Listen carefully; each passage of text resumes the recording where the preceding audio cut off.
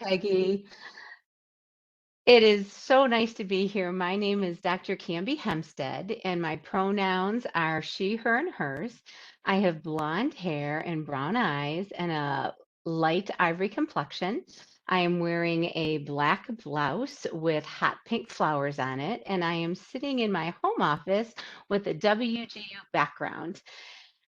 I couldn't be more excited to be here tonight to talk about strategies for interviewing, getting the role, and for promotions.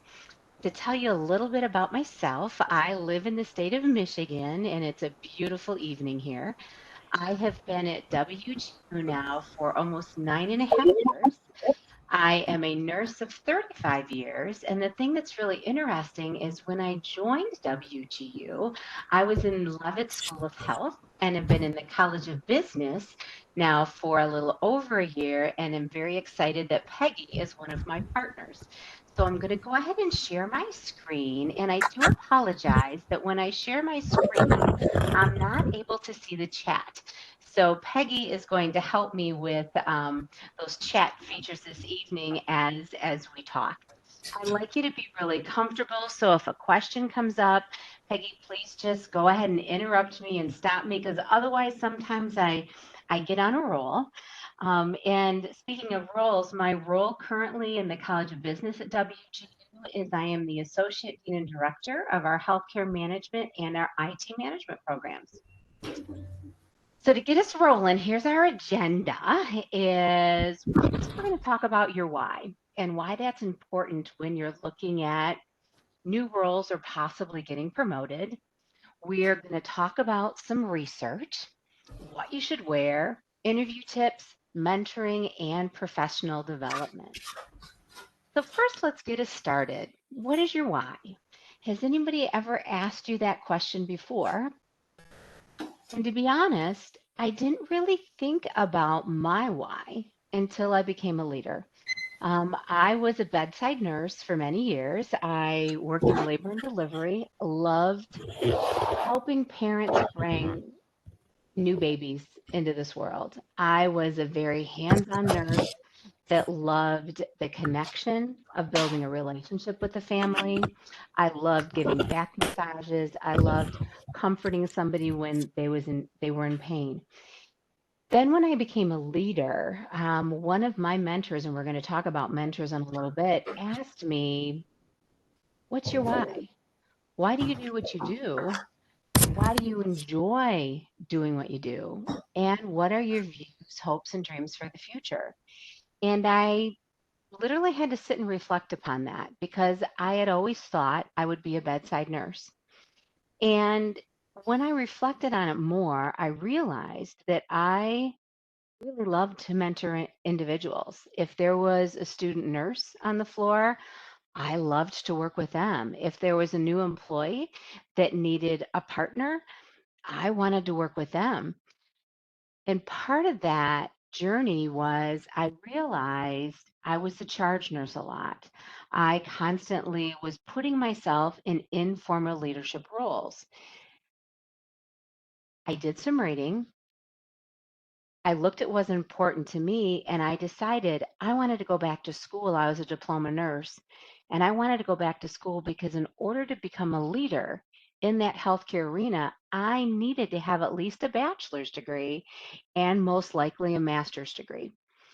On that journey, I did a lot of work on my personal values and what was important to me because I knew that in my career, I did not want to hop around a lot. I wanted to find a home where I could really build connections with people and I could thrive and I could promote and stay in the same area because I'm a person that really loves stability and loves to pretty much be in the same location. So I found that things that were important to me were patience at the time, and now being in the academic field, students 100%. I've always been obsessed with a good experience for those that I work with. Honesty is really important to me. Integrity is really important to me. And the reason I'm talking about values and discovering your why is you have to know what's important to you first. At WGU, we have something called our leadership principles and our cultural beliefs. And on the slide, I listed our leadership principles, and those are student obsession, innovation, learning, inspire and develop, urgency, courage, ownership, deliver results, integrity, and earn trust. I apologize, there should be a comma there. I apologize for the typo. All of those values and all of those leadership principles I hold very dear to me, and they are close to what I believe in as a professional. That is part of the reason I love doing what I do at WGU. I have said many times over, I plan to retire from here someday because my values are 100% aligned with the leadership principles of WGU and our cultural beliefs. Our cultural beliefs are leading one by one, advancing equity, aiming true, own it, trust generously, engage respectfully, and achieve together. Now, if I was an individual that hadn't gone on a professional reflection to see what was important to me and what my values were, I would probably look at that and think, well, that's nice. And those things are important. But I know at this stage in my career that I'm aligned with those. And that means that my philosophies and beliefs are congruent with the leadership styles at WGU. When those things aren't congruent, then we're in conflict. And then a lot of times we find ourselves unhappy with our employers. And it's not that they're bad employers, it's that they value something differently than what you're looking for. For example, prior to coming to WGU, I was in a director role at a healthcare facility, and the leaders that I worked with, I constantly was feeling that push and that pull. Some days were really great days and we aligned beautifully, and I was living my best life. Other days felt really bumpy and we didn't seem to communicate well. And where I thought we were aligned before, that next day we kind of were not. Our values were very different. What they were looking for and what they needed in a leader was very different than where I was coming from. The seat I was sitting in, I wanted to make sure that we had shared governance, that all the employees had a voice, that they helped decide what was going to happen in their day and how their workflow went. But the leadership team there wanted me to make all the decisions independently without having the voice of the individuals I worked side by side with every day. That was where the conflict occurred. That's where I wasn't happy because I didn't feel like I was doing justice to them, and I didn't feel like I was doing justice to my leadership style. Now, if you're new in your career, you're probably thinking, why is Canby talking about these things? And that's okay. What I want to do is plant the seed so that you can do some self discovery. Because if you do that self discovery now, when you are also looking for your next role, when you are looking to be promoted, when you are looking for that next job, you know what's important to you. Because if you want longevity, you need to make sure that what you're looking for and what that employer is offering are aligned with each other. If you've been in your career for a while and now you're back to school looking to embark on a new journey, you've got a brand new slate. Again, it's a perfect time to reflect and say, what do I want? Because whenever we interview for anything, it's a two-way street. You're seeking information, they are seeking information, and the decision is up to both of you. If both of you decide that this is a great fit, then that's wonderful. But in order to give yourself the best opportunity at pure happiness in your career, I encourage you to look at your purpose, look at your why. What's important to your belief system? What do you value? Ask other individuals about their why. I've learned a lot through individuals that I've looked up to in my career. And as soon as I started asking, what's your why? Why do you enjoy doing what you do? Where did your passion come from? Number one, it built connections with my leaders. And number two, it opened my views to see different viewpoints. And it made me even reflect a little bit more on what I thought was important.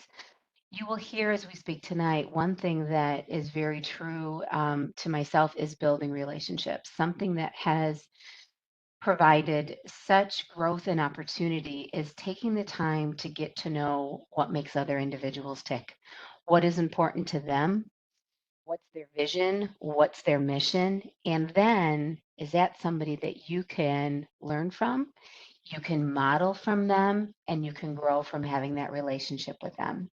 So, what I encourage you to do in the next week, take an inventory, take a personal check, see where you sit, just jot some things down on a piece of paper. When you're done with your degree, as you're looking for that next spot, or if you're there now, look at that inventory and see if things are in alignment and it's truly going to help you with that interview process. So that's the first thing I would do. The next thing I would do is do your homework. If you're looking to interview at a new business with a new employer or promote, you need to look into what they stand for. Go on their website. How many employees are there? What is their satisfaction rate? It is amazing when I've looked for new opportunities, how I've been able to dig and find mission statements, vision statements, financials, satisfaction from employees, turnover rates. It has just been eye opening. And when I made the decision to put my nursing hat um, on a different spoke and come to WGU, I actually was in the hospital with my daughter who was pretty sick. And I knew that I needed to be a stay home mom with her. And I was on the computer and a banner came up for WGU. I honestly, 10 years ago, I hadn't heard about WGU. I was a hospital director and I logged onto their site. And the first thing I went to their homepage and I saw their mission, I saw their vision, and I'm like, oh my gosh, this university looks amazing. Then I saw that they had mentors, that they believed in investing in professionals to mentor their students on their journey. I had worked with many mentors in my career. I had been a mentor in my career. So honestly, they had me at the word mentor. I spent so much time that day looking at WGU, getting into every little pocket I could access, going online to see what other employees said about them, that I actually said to my daughter, and her name is Sydney. I said, Sydney, WGU has never heard of your mama, but I tell you what, I'm going to work for them one day. Our president, President Scott Pulsifer, says all the time, do you believe what we believe? And when I went on their website, I knew then, little almost 9.5 years ago, that I believed what WGU believed. And no matter what the salary was, no matter what the benefits were, to a certain point, of course, I knew I wanted to be part of that. I wanted to be part of reaching students, expanding educational horizons, and bringing opportunities to those that might not have had them. So I did my research. There's been other times that I've researched in other companies and I've come away feeling differently. Employees weren't happy, and some of the things that they shared didn't align with my own personal beliefs and my own personal values. So even though the position looked awesome, was a position maybe that had been filled a couple times in the last few years. And that was a red flag for me. I didn't want to be their next person, be unhappy, and then also move on to something else. The more time you invest in that research for your personal self, the better you will be when it comes to the interview because you can also speak knowledgeably about the company. When I interviewed at WGU, I was able to say, I was wowed by your mission and your vision. And I was able to articulate what pieces really made me go, wow, and what was important to me. And I'll never forget the interviewer. His name was Drew, and he said, Camby, seems like you've done a lot of research about WGU. And I said in response, I did. Otherwise, I wouldn't be here having this interview right now because I want to make sure that this is in alignment with what's important to me. So if you spend that time in the beginning, it will be very fruitful when you come to that interview phase. What did you wear? This is like the $1 million question. And it's funny. My soon-to-be son-in-law is in the construction zone. That's his career, and he was going for an interview. And I said, "Are you wearing a suit?" And he said, "Mrs. Hempstead." He said, when you go for construction jobs and you're going for a suit and you're going to be pouring concrete, they look at you kind of funny. So, my best advice to you is dress to impress and dress for the role that you want. If you are looking for a leadership position and you can tell as you've researched that employer that their pictures, individuals are in suits, um, women are in slacks or skirts that tend to be at the knee. Dress like the position that you're interviewing for. That is super important. I always recommend being more on the conservative side because we all love lots of color and how I dress right now. Are you seeing me on camera? Is very different than I dress in my home life. I am a very colorful individual, and lots of times I'm in bright oranges and hot pinks and yellows and different types of jewelry, and my makeup may be a little bit different. But when I interview, I'm more on the professional um, spectrum of that. And I look at pictures on websites and I see what are they wearing? What do they see as important? And then I gear my attire towards that. By all means, if you can access any type of employee handbook, look at that because sometimes those documents are public, sometimes they're behind the scenes, but look at dress codes. See if they have anything about having hair that's striped in different colors or having tattoos visible. When I started in nursing, we couldn't have tattoos visible. Now the career has evolved that you see lots of nurses with tattoos. So that is something that I encourage you to do. Look at the policies if you can reach them for the employer. And if you're looking for a promotion at a place that you're currently working now, look at the leaders there. How are they dressed? What types of things are they wearing? And dress to impress for the role that that you're going for and want to achieve. So interview tips. It starts with your resume.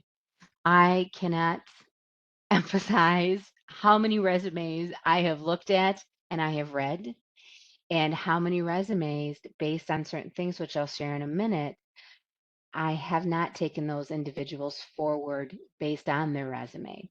So the question I always say, and I do debriefing if I've interviewed a candidate and unfortunately I haven't moved them forward, and my most common question is I ask them, does your resume tell me reasons why I would want to talk to you? It is so competitive in the workplace right now. So, what stands out in your resume that screams, Camby, give me a call? You want to sit down with me because there's some things in this resume that you want to learn more about. Basics, of course, is make sure that it is accessibility friendly. Make sure that there's no typos or grammatical errors. You want to make sure that your resume is polished. Does it need to be 30 pages? That would be a CV. It doesn't need to be unless they've requested that. Resumes, I always like to make sure the most current jobs are on the top with the most detail. And when I mean detail, I mean detail. For example, if you're going for a leadership position and you led a team, on your resume, put the details about the team you led. How many individuals were on that team? What was the background of those individuals? Were they multidisciplinary? For example, did the team consist of frontline employees and managers? Was it 15 individuals? Was it two individuals?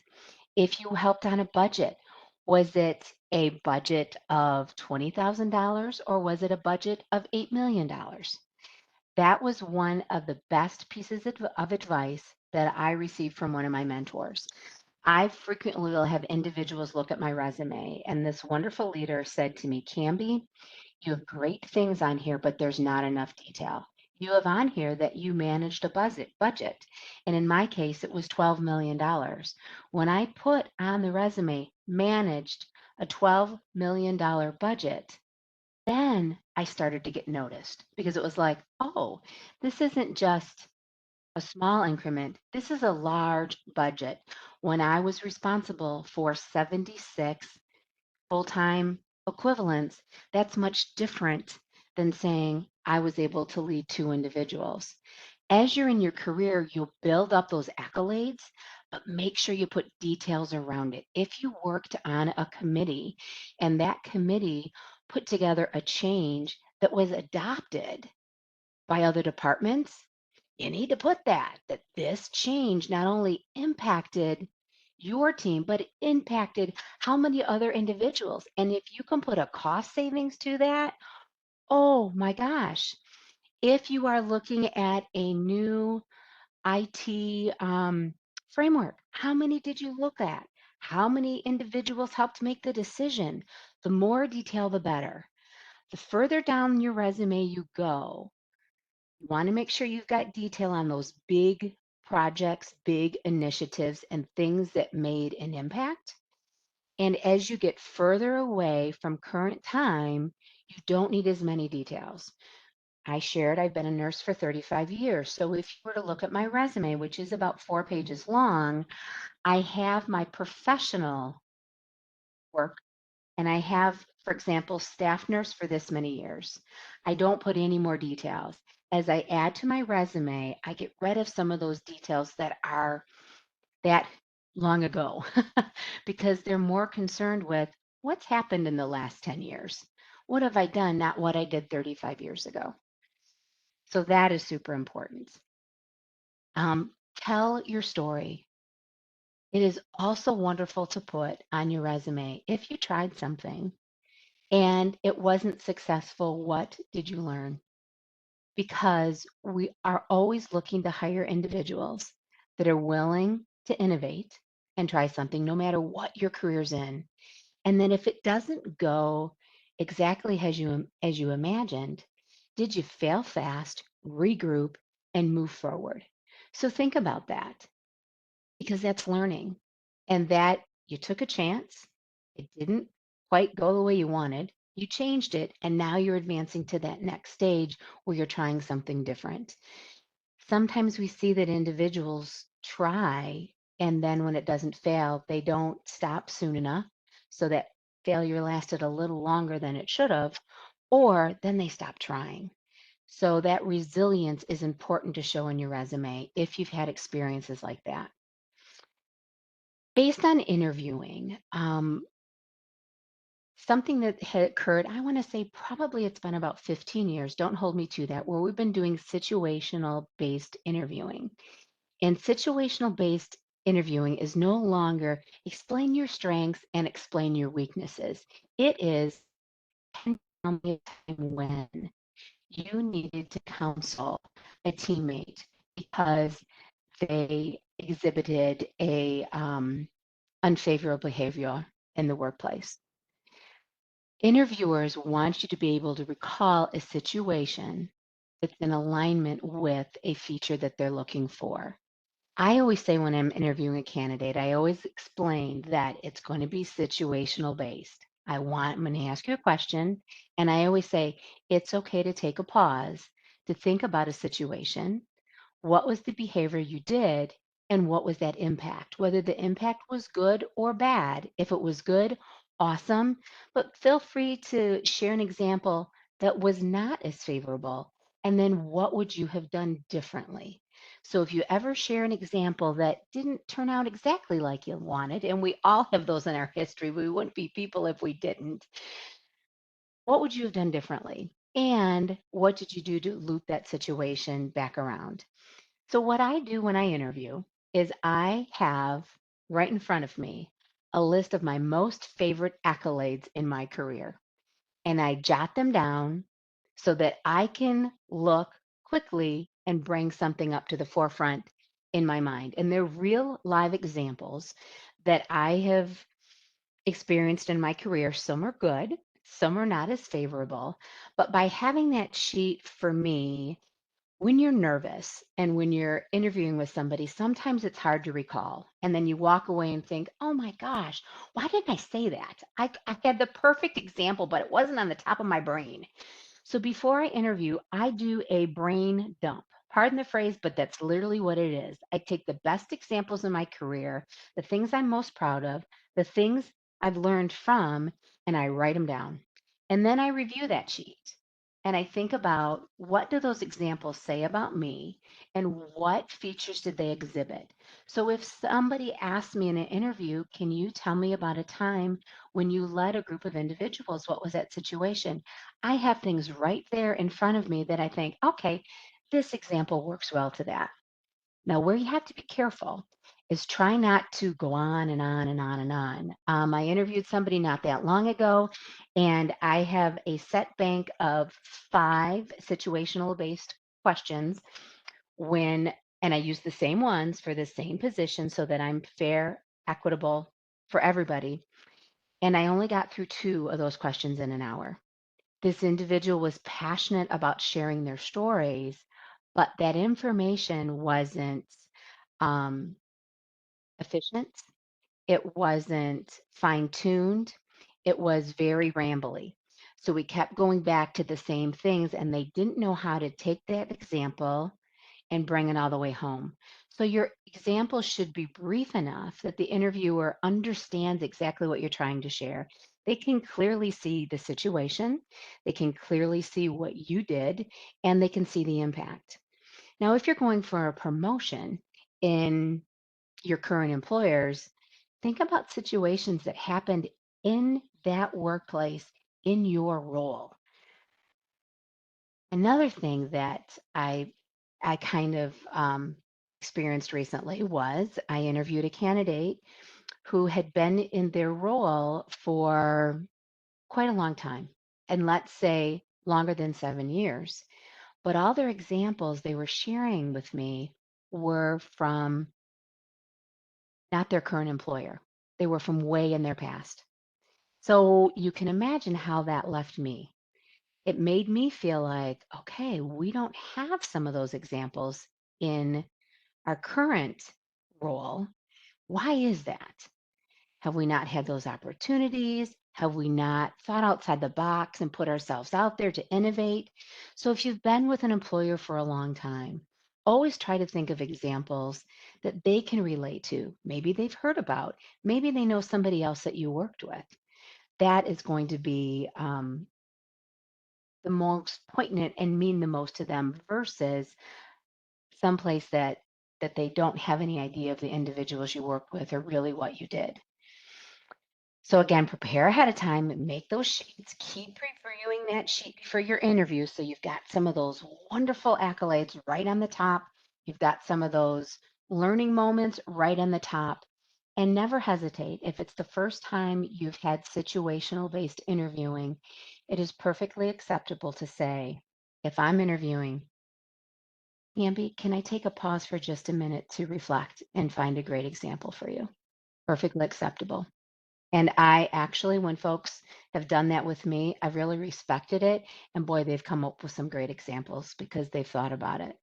If you've never experienced it before, it is again perfectly acceptable to say, I've not experienced that in my career, but if I had, this is how I would handle it. Think about what you would do because you're showing that that hasn't been an opportunity for me, but I do know what I would do and how I would propose that. Something else that I just said, I used my name Camby. When and whenever you talk to me, I want you to say Camby. But when you start an interview, always ask, would you like me to refer to you as Dr. Hempstead, Mrs. Hempstead, or Camby? What would your preference be? So then you're always respecting that individual that you're interviewing with. The other thing is prepare a list of questions for them. You've done your research, you've gone to the website, you've looked at everything you can find. What types of questions do you have? Perhaps is it a question about their culture?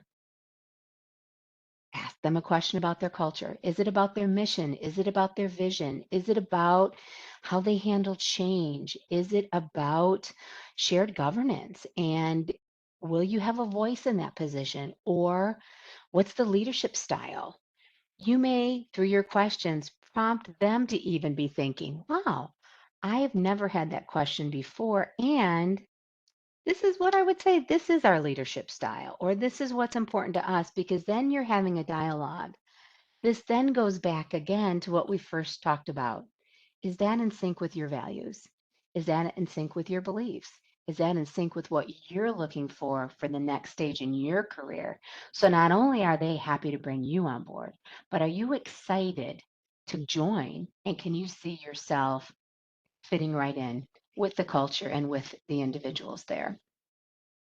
So, what I want you to do is, I'd like you to go in the chat and I'd like to hear what is the best professional advice you have ever received. And as you're typing in the chat, I'm going to share mine with you. And then I'm going to stop sharing so I can see the chat along with Peggy. And then we'll finish the rest of the presentation. And actually, I'm going to stop sharing as you're in the chat so I can see that too. So, the best piece of professional advice I ever received was, and it has framed my career, when I was a manager in one of the hospitals that I led.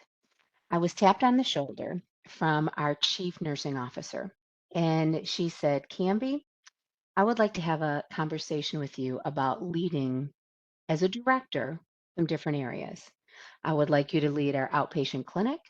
I would like you to lead our school nurse program, our community health, our diabetes, and our outpatient surgery. And I looked at her with these big eyes because I shared with you I was an OB nurse. I had delivered babies my entire career. And I giggled, and her name was Kathleen. And I honestly said, Kathleen, I love you so much for having that much faith in me, but I have never stepped foot in those areas before. And to be honest, if I'm not helping on a C-section and I'm in the OR, I pass out. So I don't know how I would do an outpatient surgery. And she said to me, Canby, you need to look within inside yourself because you can learn new clinical skills. The reason I'm asking you to think outside your comfort zone is because I see leadership in you. When you talk, individuals follow. You can learn how to function as a nurse in those areas. I can't teach the leadership skills that you exhibit. So I want to invest in you. If you will believe in me, I will not leave you in a situation where you're uncomfortable. I will give you time to get your feet wet, but I want you to impact our culture. These departments are struggling. They've had frequent leaders, and I want somebody that's going to invest in them. And I know you, and when you go into a role, you're dedicated, you invest in your people, and they feel empowered and they feel heard. So I reflected. I asked her if I could have 24 hours to process. And that next morning, I was outside her office at 8 a.m. And I said, I would love the opportunity. And I apologize if I have a lot of questions, but yes, I would love to do that. I led under her for many years. After the first year, she said, okay, you're doing great. So now I'm going to give you women and children and OB and all the kit and caboodle. So I was back in my framework. But sometimes when somebody taps you on the shoulder, they've seen something burning in you that you may not have explored yet. So don't count yourself out. Take the time to think this person's believing in me. Why am I not believing in myself? I have thanked her so many times because she truly was a pivotal point in my career. That is when I fell in love with leadership. And when I came to WGU and I started in a mentor role, which I loved, I was a mentor for about a year. I went to my first academic meeting and I saw the managers working with their teams. And I wrote a letter to my VP at the time. And we weren't as large then as we are now. We've grown greatly. And I said, this is my background. I wanted to start at WGU as a mentor because I wanted to learn the academic side, but this is really where my heart just ignites. I want to lead people. And then under that VP, I became a manager and a senior manager. And I'm actually back now with that individual in the College of Business. So let's look at this advice we have in our chat. Okay. Oh my gosh, we got so much in here. I am so excited. This is awesome. Okay. We have Wow. some amazing comments in here. So here's Okay. one. I'm going to share one I really, two I really resonate with right off the bat was one from Ann Mitchell who said, as a leader of subordinates, people don't care how much you know until they know how much you care. Yes, that's one of my favorite quotes. 100%. 100%. And we've talked a couple times about that connection with individuals. It is so important. Oh, I love that. That is wonderful. And the other And one stand out, Peggy. then Shannon said, don't be afraid to turn down a promotion if it doesn't match your ideal career path. Yes, that is awesome. And I will tell you, Shannon, if you asked me 2 years ago if I ever saw myself in the College of Business, I would have said, no, what does the College of Business see in me? But since then, I've gone back to school at WGU. I got my MBA and I am loving the College of Business. Oh my gosh, I'm always going to be a nurse. 100% that is who I am, but I can tell you I am thriving and living my best WGU life because I took a chance and it wasn't the path I thought I was going to take, but I tell you what, there's no other path I'd rather be on. Awesome. What others, Peggy? Well, I love this one too. The best professional advice I've received is to seek value in feedback and criticism. Yes. Feedback is so important. And I mentioned earlier, when I engage in an interview with somebody, if I don't move them forward or if they don't get the position they're seeking, I always offer feedback. And what I say after I've shared with them that somebody else may have gone into that spot, I'll say after you if you have some time, please put 15 to 20 minutes on my calendar. I would love to provide some feedback from you for you. And I can tell you on my team, when I was in Levitt School of Health, three of my managers, and at one point I had seven, were actually individuals that had interviewed with me once before. I had provided feedback. They came back around a year later and they were promoted as managers on my team, and they continue to soar at WGU today. Great advice. Great advice. Any other ones you want to share, Peggy? Well, well, they're all wonderful, but I really like this one too from Adina. The best piece of advice I've received is it never hurts to have the conversation. This was in reference to positions I didn't think I could do or was qualified for. And the time I took it, it ended up being the best decision of my career. It's a conversation that changed my life. Yes. Awesome. Oh, that is fantastic, Adina. I would encourage all of you to go through and really copy and paste some of these wonderful, wonderful pieces of advice because they're so important. I'd keep them on a sheet of paper and then review them and look at them because it will frame, it can frame your path if you actually sit back, reflect, and listen. I wouldn't be sitting in this seat today talking to you if I hadn't listened to Kathleen because my career took a turn at that point. Honestly, she was my pivotal person. So we're going to talk about something fun here in just a second. So let me go back to sharing. Okay. Okay.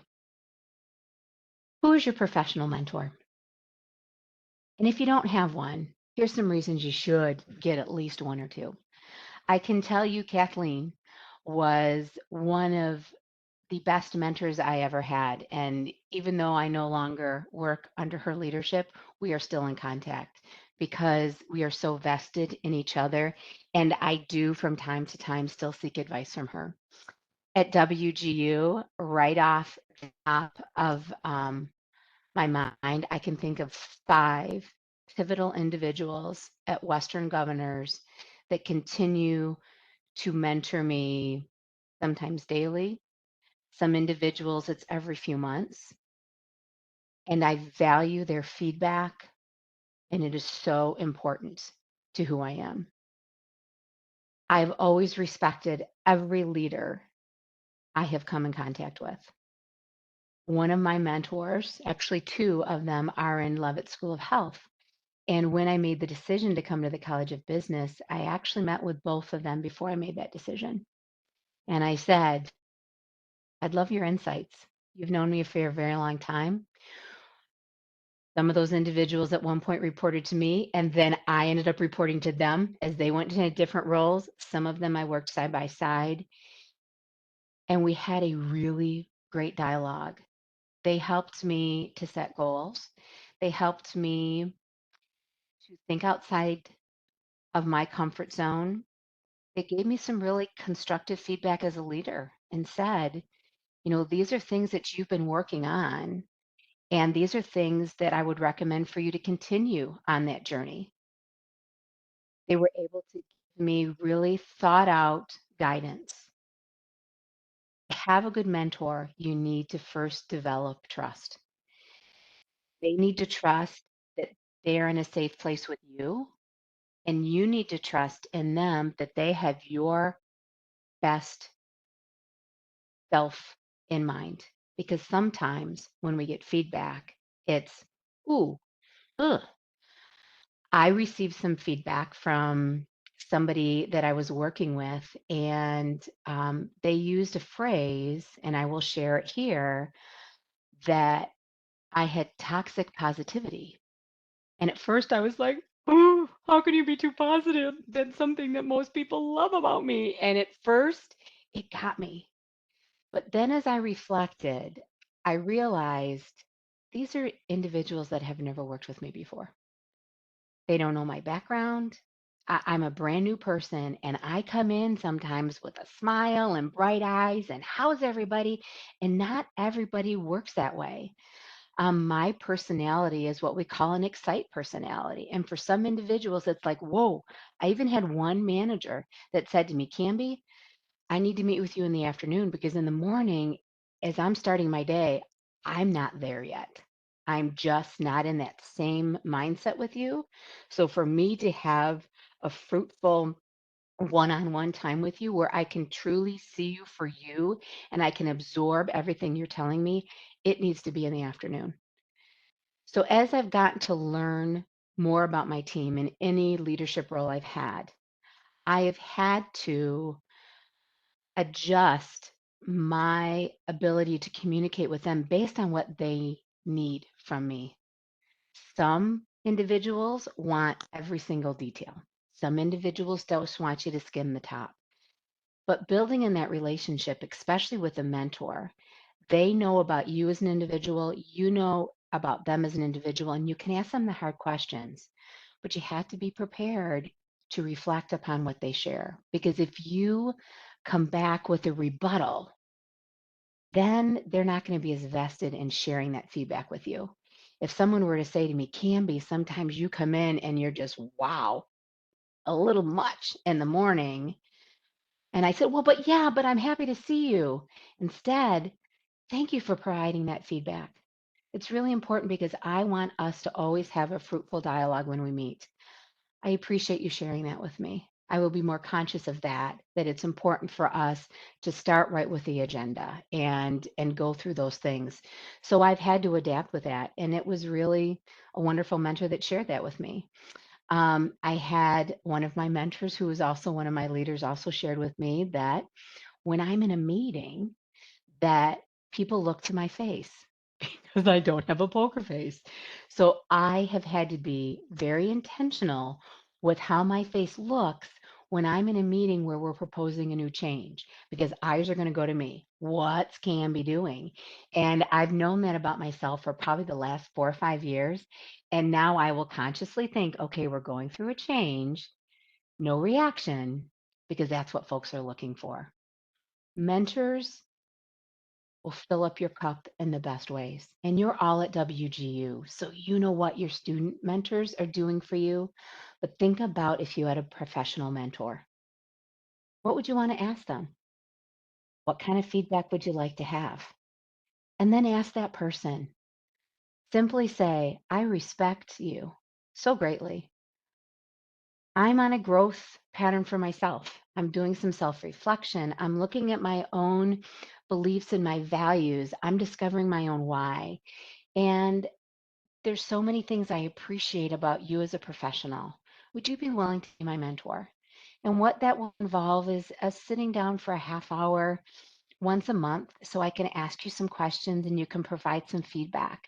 So I can maybe try some new tactics with you. I can give you some of my thoughts. I can tell you what I'm trying to accomplish, and you can help by steering me in the right direction, by perhaps recommending a book for me to read, recommending a course for me to take, and not being afraid to have some of those constructive conversations. Because whenever somebody has had a constructive conversation with me, my response to them has been, thank you for believing enough in me to invest in me.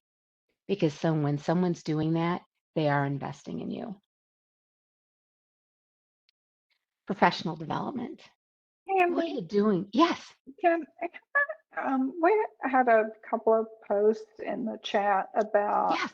how great it would be to have a professional mentor, but that, sometimes they're difficult to find. Do you have any tips on how you might find a professional mentor or someone to mentor you? I do. If you're having a hard time finding somebody in your workplace, think about somebody in your life, and it may be in your personal life, and you may want to start there. Somebody that has a career that you would like to emulate, somebody that you have seen take that career path, and man, it seems like they're just escalating through the steps, that they're getting promotion after promotion. What are they doing? What are they emulating? What walk are they walking? Because they're doing something right and they're being noticed. Ask them, start there. And then as your expands in the workplace, it may be somebody that you're on a committee with that was really brave and innovative in a meeting. And you may go up to them and say, I know we just met today, but how I'm really impressed by how you handled yourself.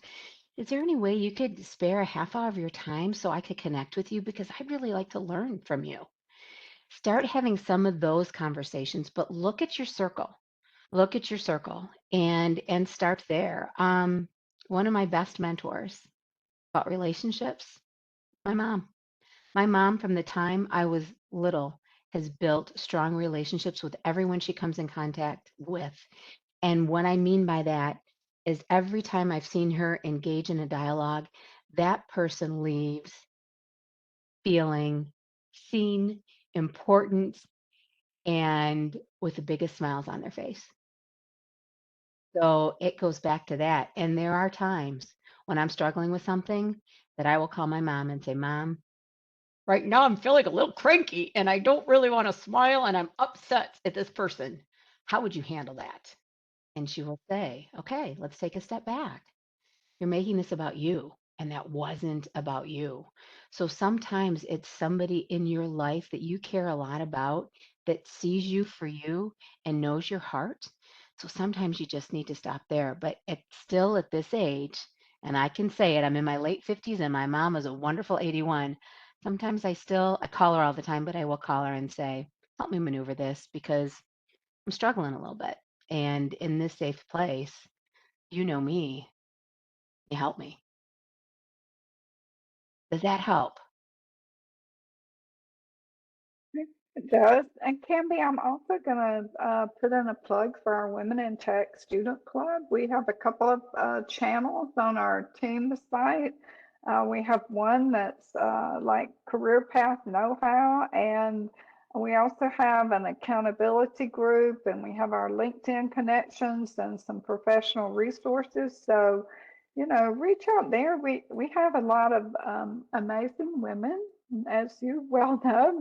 Several of you are here tonight for our presentation, and we're stronger together. So reach Oh, out to your friends in the college, and feel free to use our team site. And if you have a question, put it out there. Someone will answer it. We have two of our officers that spend time on the site and make sure the questions are answered. So jump out there and connect with your friends. I see Yvette is um, giving me some love for that, and she's one of our officers. So thank you, Yvette. And I see we have our president at the zone tonight, Latrina, as well. So, Wonderful. so I'm gonna give all of our officers that are here a big shout out. And Joey, there you are. Okay, so we have a lot of professional people in our club, and they'll be happy to connect with you. That's awesome. Thank you for sharing that, Peggy. Oh my gosh. I have one more thing and then we'll get to some questions. Professional development, and I'm not going to go back to the slides. Um, what are you doing to expand your knowledge? Number one, you're here. So that is awesome. You're a student. That is even better. I shared with you in the beginning that even though I have my doctorate, I went back for my MBA to fill some of the blind spots that I had. So be a continuous learner. Oh my gosh. And huge. Trying to pass accounting. Oh my gosh. Adina, yes, I can second that. That's a tough course. That was a tough course, even for this nurse. That was a tough course. You will do it, but you're giving yourself the best gift you could by believing in yourself, continuing to go on with your education, and always continue to learn. Make sure that you attend conferences when you can. Look at professional memberships, read journal articles. There's masterclass, there's book clubs, there's different certifications. My daughters have said to me, Mom, are you ever going to stop learning? You're always reading a book, or you're doing this class, or you went back to school again. And I've said to them, I will continue learning as long as I'm blessed to be on this earth because learning is important. I never want to become stagnant. And all those wonderful things that you're doing to make yourself better and to continually learn, jot those down on another piece of paper. Because then when you're interviewing, when you're looking for that promotion, you can share. I was reading my journal on the most awesome women in technology. I know that's not a journal, but it should be. And there was an article about this very topic that we're discussing right now. What does that say to that individual that's interviewing you or looking to promote you? Wow, they're up to date. They're continuing to invest in their self. Best investment you can ever make is the investment in your learning. So, a huge kudos to all of you for being here and for investing in your education at WGU. So what I want you to post in the chat, one more last thing, and we'll pull it over to questions, is what are you going to commit to today for your own professional development? And it can be to pass an accounting course. Of course, it can be that you're going to join uh, you're going to subscribe to a journal article, you're going to join your professional membership.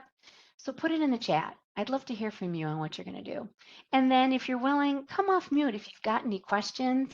And if any of you want to loop around privately, Peggy, I welcome that as well. So just go ahead and reach out to Peggy if you've got something more specific that I can assist you with. This is a topic I'm really passionate about. Um, and you obviously are passionate about it too because you're here. Yes, an accountability buddy. Master cloud computing. More engaged and attend conferences to make more meaningful connections. Yes, keep learning and researching. That is awesome. Oh my gosh.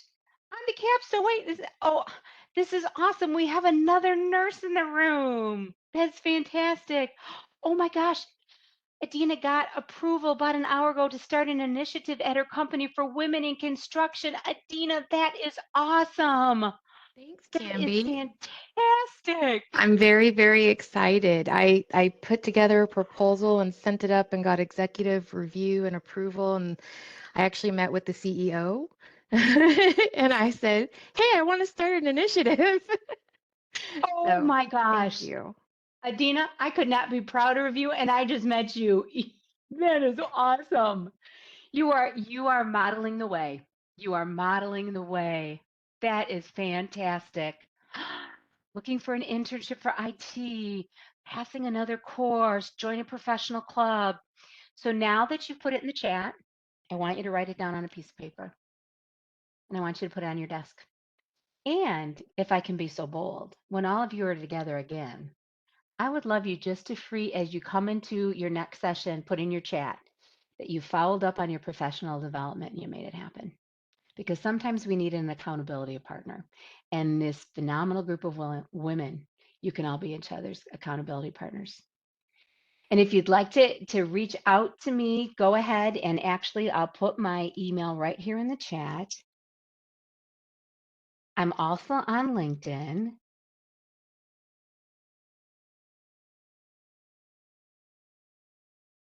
There we go. Well, Peggy, it has been my honor and my privilege to be with you this evening and with this dynamic group of women. You've had awesome questions, great feedback, and I couldn't be proud of all of you for taking the time on an evening to be here and to be so engaged. I am available if anybody would like to have further conversations. You have my email at WGU. You also have my information at LinkedIn. And I'm so proud of each and every one of you. Thank you for choosing WGU. Thank you for choosing this awesome dynamic network of women. And Peggy, thanks for having me here tonight. Well, thank you, Canby. And I'm going to turn the recording off and we will